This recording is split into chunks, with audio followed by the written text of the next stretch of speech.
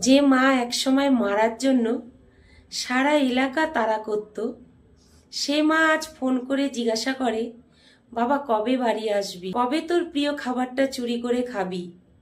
যে মা সারা বাড়ি মাথায় তুলতো, সেই মাই আজ ফোন করে বলে, তোর প্রিয় খাবারগুলো আজ রান্না করছি, বাড়ি এসে খেয়ে যা।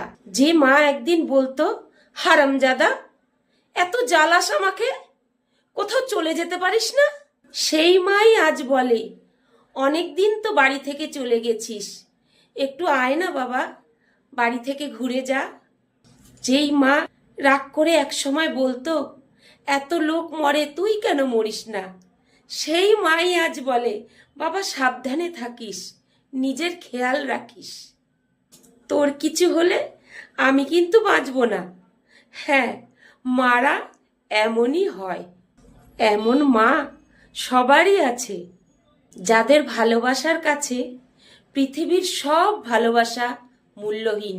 মা কখনো কোনো সন্তানকে জানিয়ে ভালোবাসবে না, এগুলো তাদের রাগ, এগুলো তাদের অভিমান।